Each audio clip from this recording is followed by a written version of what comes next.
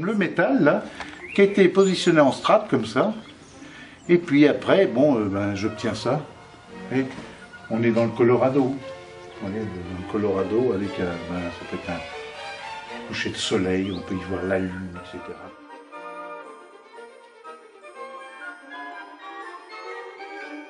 Et ça, c'est une pièce que j'appelais Trinité celtique. J'avais vu ça, j'avais fait des expositions aux portes de la Bretagne.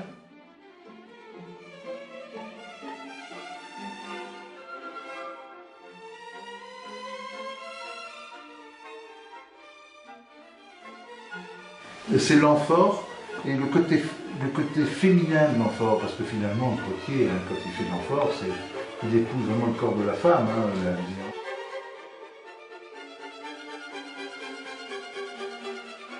J'arrive à sortir ça comme ça, pratiquement, mais pas ce plissé-là, c'est pas possible.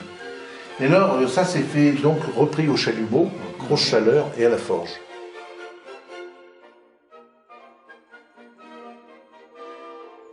Être créateur, c'est quelque chose d'extraordinaire, quoi. Un créateur, c'est bon, ça plein d'idées, quoi.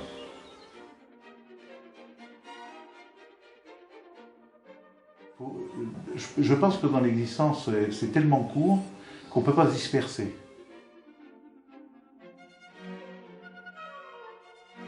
Ce petit diable qui est au-dessus, là, que j'ai mis sciemment, mais l'aigle, il n'est pas figuré, hein, il est un peu abstrait, mais on voit bien un peu, gueule presque d'un crocodile en fait. C'était patiné au jus de prune. Ouais, ça fait une patine noire, mais qui tient bien. Hein. Je fais des anneaux, alors je les tourne, ils sont tournés en excentré quand même pour donner des épaisseurs, et finalement je transforme ça, vous voyez, en bague comme ça. Les petites boules, c'est moi qui fabrique, ici.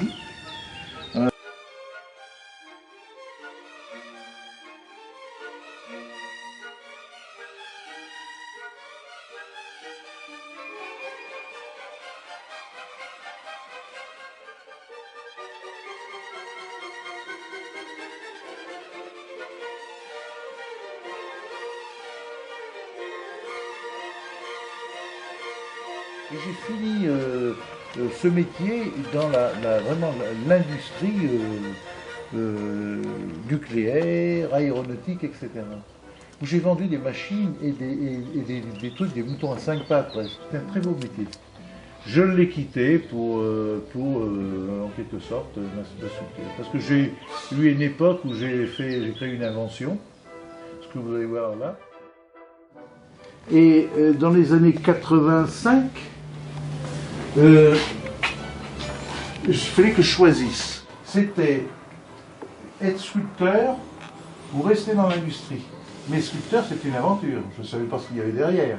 On n'était pas à l'époque de l'électronique, je veux dire, poussée, c'est-à-dire commande numérique, etc., etc. On en était au balbutiement.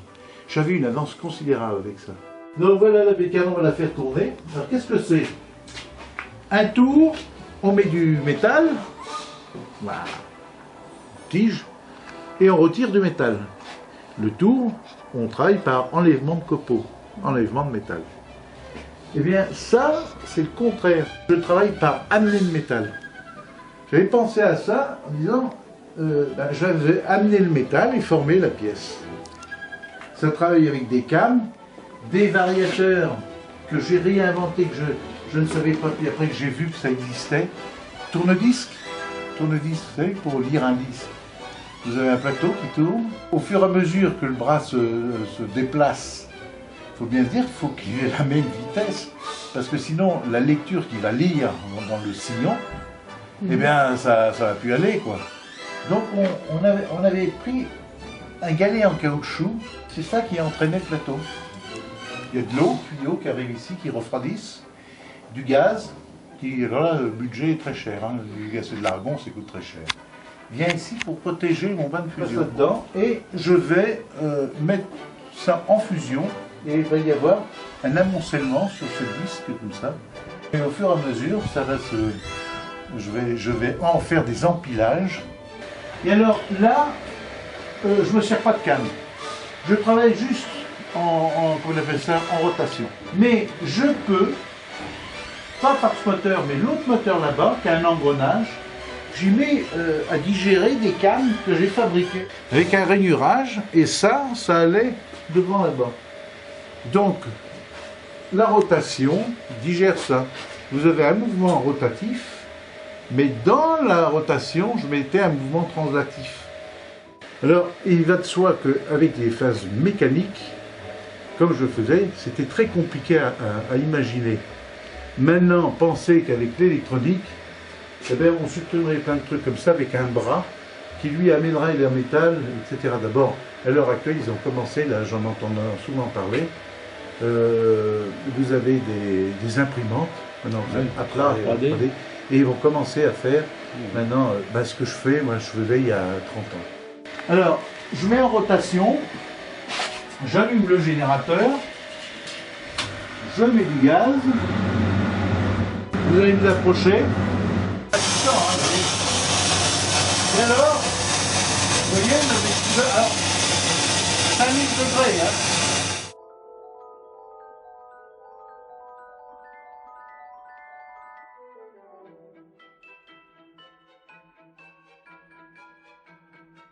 C'est l'empilage. Au fur et à mesure, j'empile. Cette pièce-là, après, je vais la travailler. Je vais la fermer, je vais la découper. C'est-à-dire que cette partie-là, on va la découper. Je vais sortir ça, je vais boucher le trou là, je vais le meuler, le polir et tout, et je réemboîterai. Pourquoi je travaille l'œuf comme ça, et pourquoi avoir pensé à l'œuf? Il y a cette coquille, puis à l'intérieur, c'est vrai, vous prenez un œuf, vous cassez la coquille et vous avez une partie de l'intérieur très vivante, glacée, pure, etc. Le nitrate de cuivre, c'est de l'acide nitrique. On met un petit morceau de cuivre dedans, ça le ronge, ça le bouffe. Et les molécules se baladent en quelque sorte dans l'acide. Il a plus cette agressivité parce qu'il a fait son travail, il a rongé. Pour le nitrate de cuivre, ça fait du bleu. Et les vieilles maisons, vous avez du cuivre, il y avait une treille et vous avez du bleu comme ça. C'est du cuivre, du nitrate de cuivre. La chaleur, on va mettre de la chaleur. Alors là, donc, c'est du nitrate de cuivre. On peut se servir d'une éponge, du plastique journal. Ça, c'est ce que vous avez dans la tête, les idées. Moi, je fais, comme vous avez pu le voir, je fais des patines naturelles, comme si c'était du marbre, comme ça, la pierre. On chauffe la pièce. Donnez un petit aperçu. Bon, on ne chauffe pas à rouge, hein.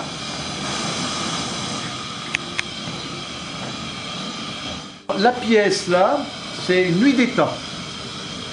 La Nuit des Temps, c'est Barjavel. Donc on va prendre un peu de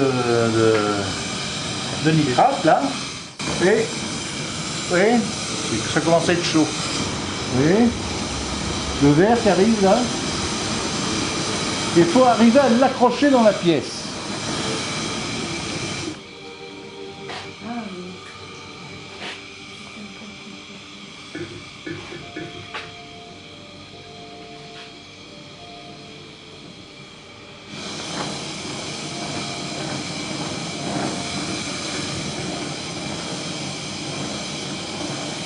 Il y a des couleurs qui vont beaucoup plus vite que ça, hein. Parce que pour accrocher les verts et les bleus, c'est quand même assez complexe, hein.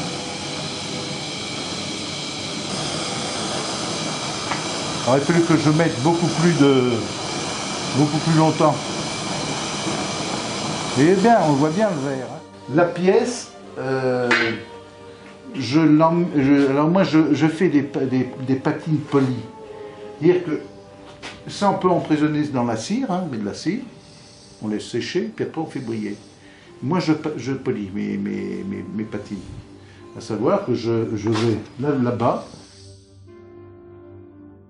ben vous allez voir, une machine à polir, que j'ai fait un truc un peu particulier dessus. On met toutes sortes, des brosses, tout ce que l'on veut dessus, et on met du tissu. Quand on veut faire quelque chose de fin, on met du tissu.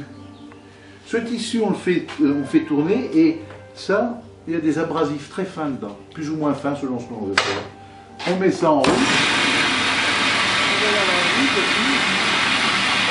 Vous allez voir là.